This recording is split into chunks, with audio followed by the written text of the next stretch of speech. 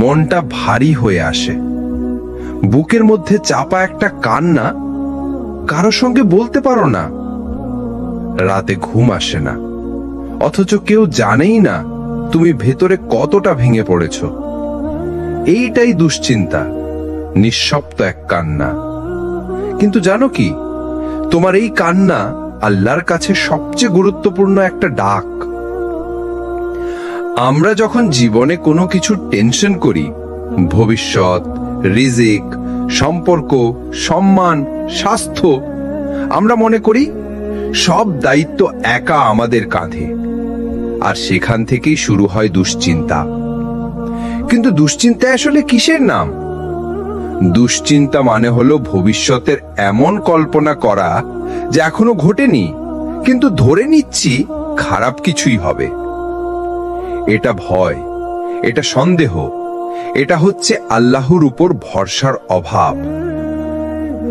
আল্লাহ বলেন, ওয়ামাইয়া তাওয়াক্কাল আলাল্লাহি ফাহুয়া হাসবুহু। যে ব্যক্তি আল্লাহর উপর ভরসা করে তার জন্য আল্লাহই যথেষ্ট। সূরা আত-তালাক আয়াত ৩।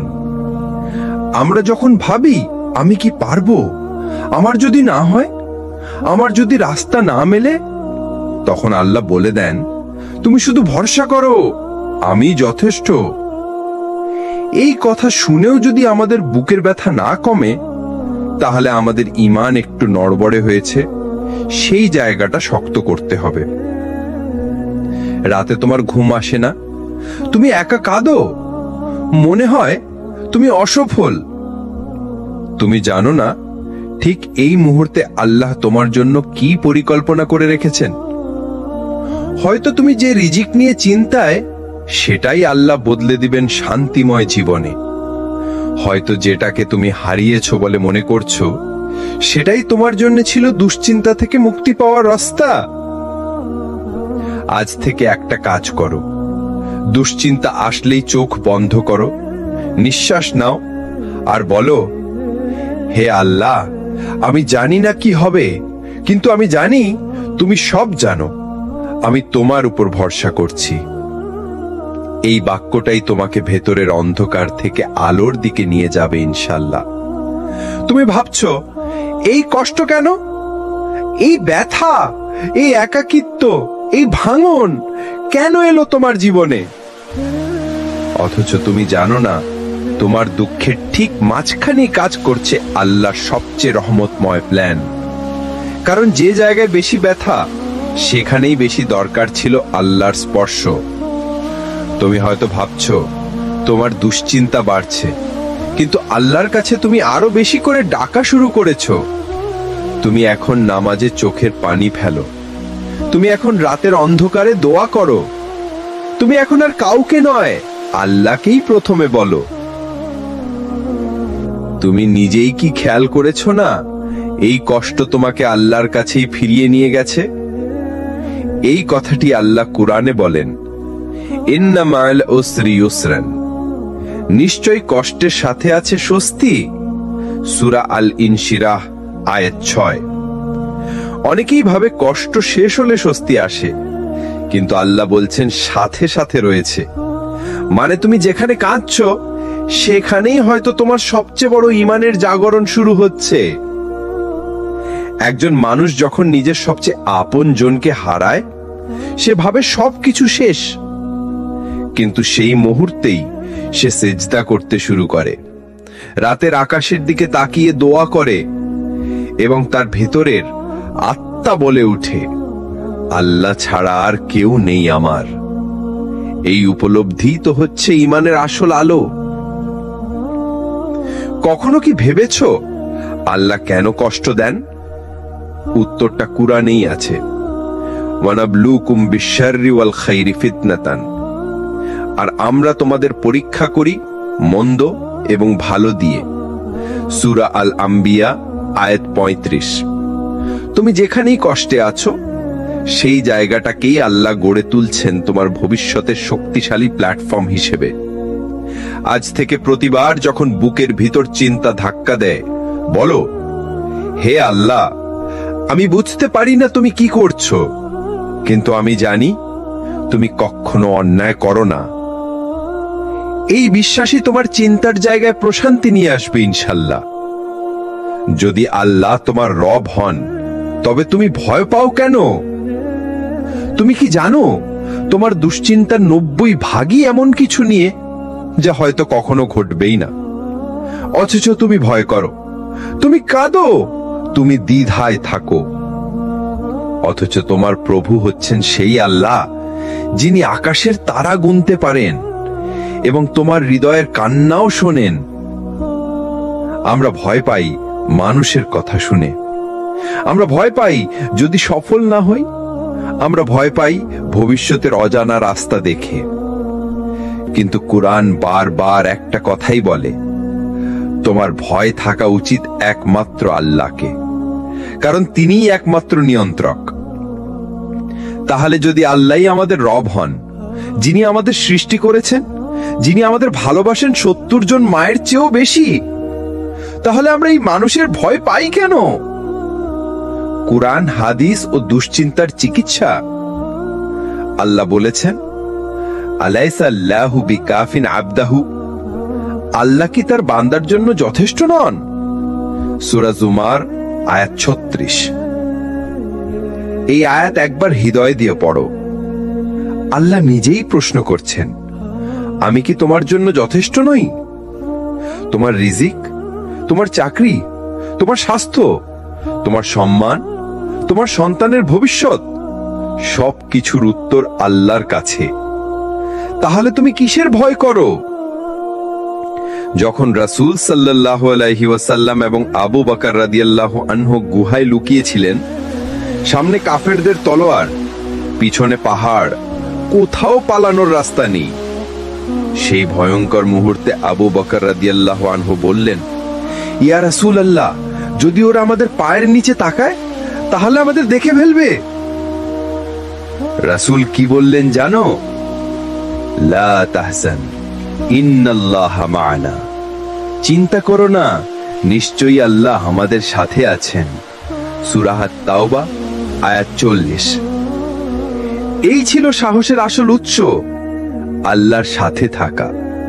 তোমার চারপাশে যত ভয়ই থাকুক, মনে রেখো আল্লাহ তোমার রক্ষক। তুমি যদি একা থেকেও আল্লাহর উপর ভরসা করো, তাহলে তুমি আসলে একা নও, তুমি সবচেয়ে শক্তিশালী সাহায্যকারীর সঙ্গে আছো। আজ থেকে নিজেকে বলো, আমি আল্লাহর বান্দা, তিনি যদি আমার সাথে থাকেন, কেউ আমার বিরুদ্ধে কিছু করতে পারবে না। তুমি শুধু চেষ্টা করো, পরিকল্পনা সব আল্লাহর। তুমি হয়তো ভেবেছিলে সব ঠিকঠাক হবে, তুমি অনেক প্ল্যান করেছিলে, কিন্তু হঠাৎ সব এলোমেলো হয়ে গেল, ভেঙে পড়লে, মনে হলো আল্লাহ তোমার দোয়া শুনলেন না। কিন্তু তুমি জানো না, তুমি যা ভেবেছিলে তার চেয়েও অনেক বড় কিছু প্ল্যান করে রেখেছেন তোমার রব। দুশ্চিন্তা বাড়ে তখনই যখন আমরা চেষ্টা আর ফলাফলের মালিকানা একসাথে নিতে চাই, কিন্তু আমাদের দায়িত্ব শুধু চেষ্টা করা, আর ফলাফল সেটা শুধুই আল্লাহর হাতে। আল্লাহ বলেন, ওয়ামা তাশাউনা ইল্লা আন ইয়াশা আল্লাহ, তোমরা যা চাও তা তখনই হবে যদি আল্লাহ চান। সূরা তাকবীর আয়াত 29। আমরা ভাবি আমরা যা চাচ্ছি সেটাই আমাদের জন্য ভালো, কিন্তু আল্লাহ জানেন কোনটা আমাদের জন্য সময় উপযোগী আর কোনটা বিপজ্জনক। তোমার কল্পনার চেয়ে অনেক ভালো কিছু তোমার জন্য প্রস্তুত থাকে, শুধু আল্লাহ জানেন সেটা কখন দেবেন। একজন চাষি যখন বীজ বপন করে, সে সাথে সাথেই ফল চায় না, সে জানে বৃষ্টির সময় লাগবে, রোদ লাগবে, অপেক্ষা লাগবে। আমরাও যখন কোনো দোয়ার বীজ বপন করি, তখন আমাদের কাজ শুধু ভরসা নিয়ে অপেক্ষা করা। হয়তো তুমি যে চাকরিটা চাচ্ছ সেটা না পাওয়াই তোমার জন্য রক্ষা, হয়তো যে সম্পর্কটা শেষ হয়ে গেছে সেটাই ছিল দুশ্চিন্তা থেকে মুক্তির শুরু। রাসূল সাল্লাল্লাহু আলাইহি ওয়াসাল্লাম বলেছেন, তুমি যদি আল্লাহর উপর প্রকৃত ভরসা করো তাহলে তিনি তোমাকে এমন ভাবে রিজিক দেবেন যেমন একটি পাখি সকালে খালি পেটে বের হয়ে যায় আর সন্ধ্যায় ভরা পেটে ফিরে আসে। তিরমিজি। এই পাখির মতোই হও, সকালবেলা বের হও চেষ্টা নিয়ে, আর সন্ধ্যায় ফিরে এসো আল্লাহর রহমত নিয়ে। তুমি যদি জানো পরিকল্পনা সব আল্লাহর, তাহলে দুশ্চিন্তা তোমার মনে জায়গা পাবে না। তুমি যা চাও তা এখনই নাও পেতে পারো, কিন্তু তুমি যা অন্তরে আশা করছো আল্লাহ হয়তো সেটা তোমার জন্য আরো সুন্দরভাবে প্রস্তুত করছেন। আজ থেকে নিজেকে বলো, হে আল্লাহ, আমি চেষ্টা করব, বাকিটা তোমার হাতে ছেড়ে দিলাম। তুমি যা চাও সেটাই আমার জন্য চাই। এটাই হলো সত্যিকারের ঈমান। এটাই হলো দুশ্চিন্তাকে ধ্বংস করার মূল চাবিকাঠি। দোয়ার দরজা কখনো বন্ধ হয় না। আল্লাহ শোনেন, কিন্তু উত্তর দেন সঠিক সময়ে। তুমি কাঁদো, দোয়া করো, রাত জেগে আল্লাহকে ডাকো, কিন্তু উত্তর আসছে না। তখন তোমার মন বলে, আল্লাহ কি আমাকে শুনছেন? হ্যাঁ ভাই বোন, শুনছেন, কিন্তু আল্লাহ কখনো দোয়া ফিরিয়ে দেন না। তিনি তোমার জন্য সবচেয়ে ভালো সময়টা অপেক্ষা করে রাখেন।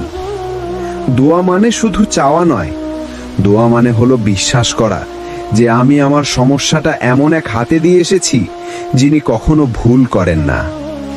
আমরা মানুষ হিসাবে অধৈর্য।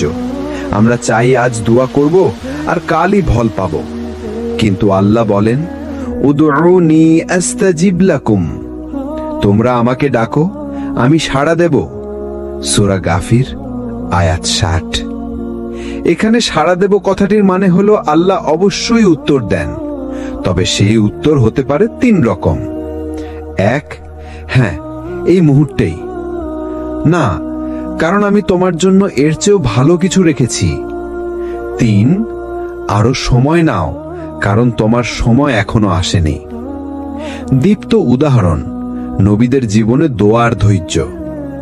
ইয়াকুব আলাইহিস সালাম তার ছেলে ইউসুফকে হারিয়ে বছরের পর বছর কাঁদলেন, কিন্তু একদিন সেই ইউসুফ হয়ে গেলেন মিশরের রাজকর্মচারী, আর বাবার চোখের অন্ধত্ব গেল শুধু একটা জামা দিয়ে। ইউনুস আলাইহিস সালাম মাছের পেটে অন্ধকারে ছিলেন, দোয়া করলেন, লা ইলাহা ইল্লা আনতা সুবহানাকা ইন্নী কুনতু মিনাজ জালিমিন। তুমি ছাড়া আর কোনো উপাস্য নেই, তুমি পবিত্র, আমি জালেমদের অন্তর্ভুক্ত। সূরা আম্বিয়া আয়াত 87। আর এই দোয়া হলো এমন একটি দোয়া যা যে কেউ কষ্টের সময় পড়লে আল্লাহ তাকে মুক্তি দেন। তুমি যদি এখনো ফল না পাও, তবুও দোয়া চালিয়ে যাও, কারণ আল্লাহ হয়তো তোমার জন্য এমন একটা রিজিক, এমন একটা দরজা, এমন একজন মানুষ, এমন একটা সুযোগ তৈরি করছেন যেটা যদি এখনই পেয়ে যাও তুমি বুঝতেই পারবে না এর মূল্য কত। আজ রাতেও সিজদায় যাও আর বলো, হে আল্লাহ, আমি জানি না তুমি কখন দেবে, কিন্তু আমি জানি তুমি দিলে সেটা সেরা হবে। তুমি আল্লাহকে একটু ডাকলেই তিনি তোমাকে আরো বেশি ভালোবাসেন। মানুষকে বারবার ডাকলে বিরক্ত হয়, কিন্তু আল্লাহকে বারবার ডাকলে তিনি আরো কাছে টেনে নেন, কারণ আল্লাহ তোমার ডাকের অপেক্ষা থাকেন। তুমি যদি ভাবো যে আমি তো খুব সাধারণ একজন মানুষ, আমার ডাক কি আল্লাহ শোনেন? তবে শোনো, আল্লাহ বলেন, ওয়াইদা সাআলাকা ইবাদি আন্নী ফাইন্নী করিব। তোমার নিকট আমার বান্দারা যখন আমার ব্যাপারে জিজ্ঞেস করে, আমি তো তাদের নিকটেই আছি। সূরা আল বাকারা আয়াত 186।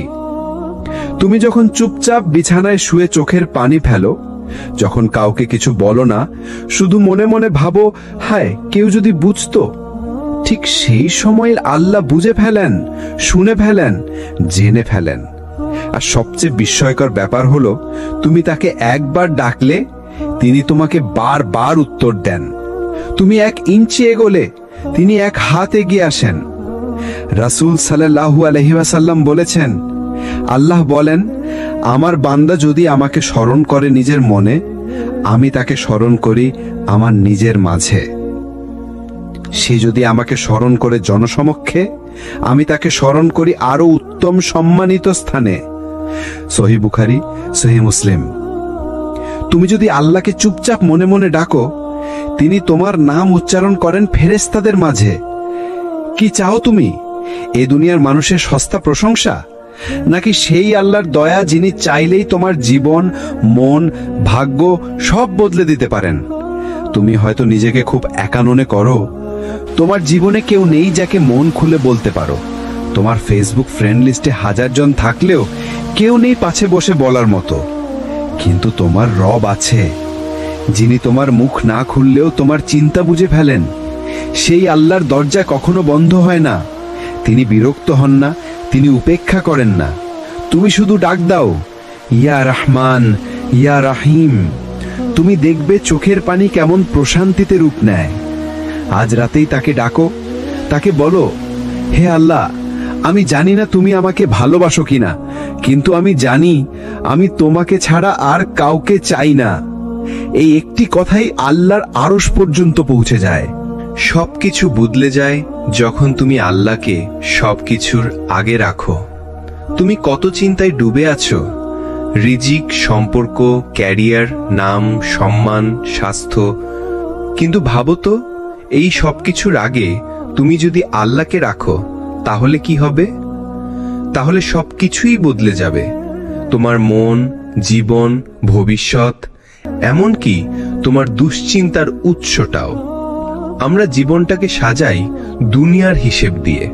প্রথমে টাকা, তারপর ক্যারিয়ার, তারপর পরিবার, তারপর অনেক পরে আল্লাহ। অথচ আল্লাহর কাছে যদি তুমি প্রথমে রাখো আল্লাহকেই, তাহলে তিনিই সবকিছু গুছিয়ে দেন তোমার জন্য।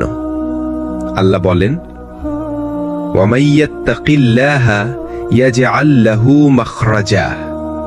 যে ব্যক্তি আল্লাহকে ভয় করে, অর্থাৎ তাকওয়া অবলম্বন করে, আল্লাহ তার জন্য বের হওয়ার পথ করে দেন।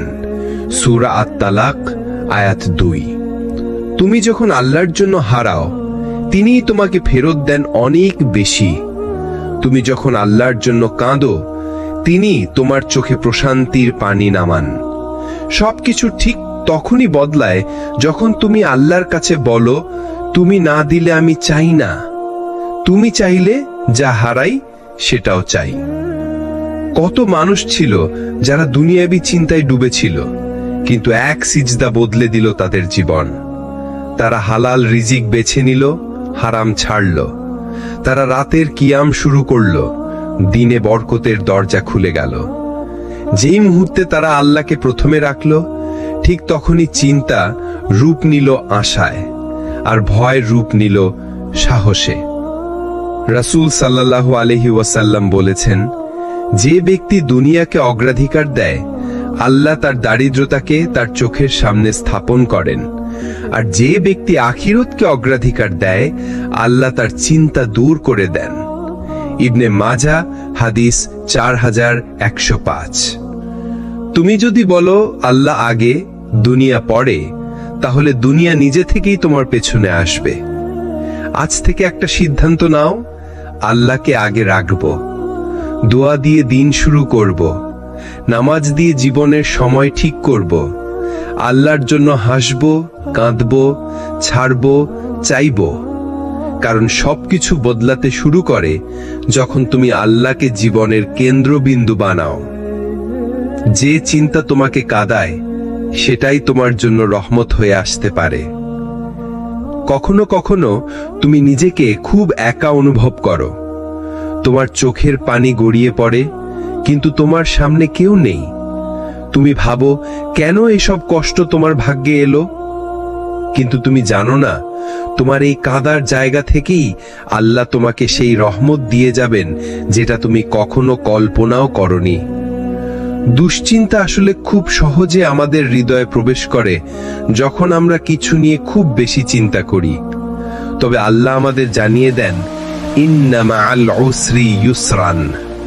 নিশ্চয়ই কষ্টের সাথে আছে স্বস্তি।